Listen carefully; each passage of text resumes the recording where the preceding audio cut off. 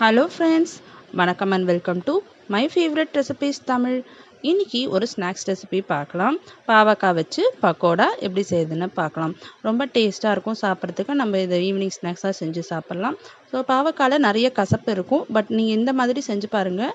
கசப்பு அந்த அளவுக்கு தெரியாது. ஸோ வாங்க பாவக்காய் வச்சு பக்கோடா எப்படி செய்யுதுன்னு பார்க்கலாம். ஸோ நான் இன்றைக்கி 1/4 கிலோ பாவக்காய் எடுத்திருக்கேன். அதை இந்த மாதிரி ரவுண்டாக கட் பண்ணி வச்சுக்கோங்க. உள்ளே இருக்க விதையெல்லாம் எடுத்துட்டு நல்லா பெரிய பாவக்காவாக எடுத்துக்கோங்க. அந்த குட்டியாக இருக்கும் பாவக்காய் எடுத்துக்காதீங்க. நல்லா பெரிய சைஸ் பாவக்காவாக எடுத்துட்டு நீங்கள் இந்த மாதிரி ஸ்லைஸாக கட் பண்ணி வச்சுக்கோங்க.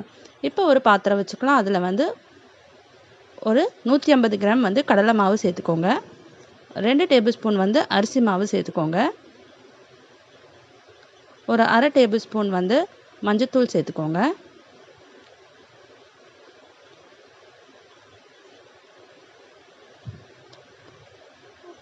ஒரு டேபிள் ஸ்பூன் காஷ்மீரி மிளகாத்தூள் சேர்த்துக்கோங்க கலருக்காக. உங்கள்கிட்ட காஷ்மீரி மிளகாத்தூள் இல்லைன்னா நீங்கள் நார்மல் மிளகாத்தூளி சேர்க்கலாம், தனி மிளகாத்தூளி சேர்த்துக்கலாம்.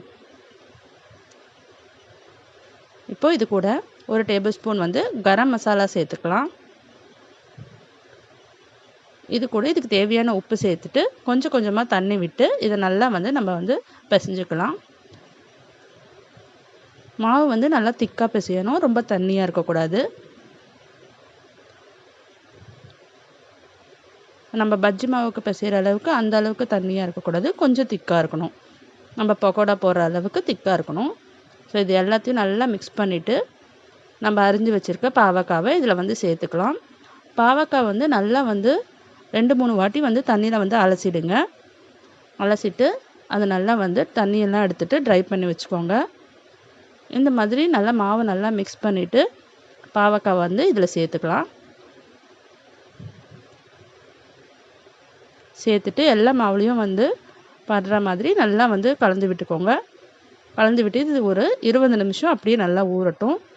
அப்படியே மசாலா எல்லாம் இந்த பாவக்காயில் நல்லா ஊறியிருக்கும். இது அப்படியே ஒரு 20 நிமிஷத்துக்கு இருக்கட்டும்.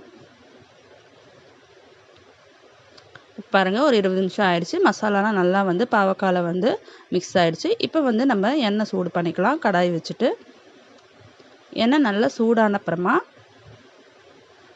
நம்ம ஒரு பாவக்காயாக போட்டுக்கலாம். பாருங்கள், அழகாக ரிங்காக இருக்குது. நம்ம விதையை கண்டிப்பாக எடுத்துடணும். ஸோ விதையை போட்டோன்னா நல்லா கசப்பு அதிகமாக இருக்கும்.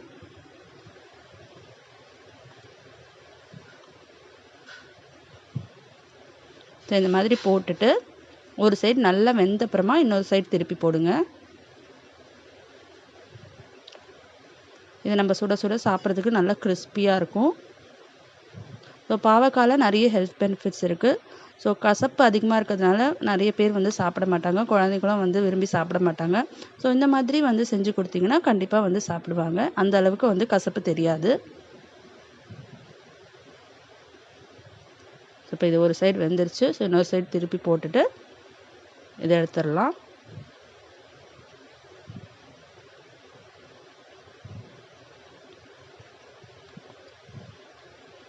ஃபஸ்ட்டு நல்லா ஹை ஃப்ளேமில் வச்சுக்கோங்க. நல்லா சூடான அப்புறமா அதுக்கப்புறம் மீடியம் ஃப்ளேமில் வச்சுக்கோங்க. ஸோ நம்ம வச்சுருக்க எல்லா பாவக்காவையும் நம்ம பக்கோடா போட்டு எடுத்துக்கலாம். ஸோ அவ்வளோதாங்க, ரொம்ப டேஸ்டான பாவக்காய் பக்கோடா ரெடி ஆகிடுச்சு. ஸோ நீங்களும் ட்ரை பண்ணி பாருங்கள், நல்லா கிறிஸ்பியாக இருக்குது. ஸோ நீங்களும் ட்ரை பண்ணி பார்த்துட்டு எப்படி இருந்ததுன்னு கமெண்ட் பண்ணுங்கள்.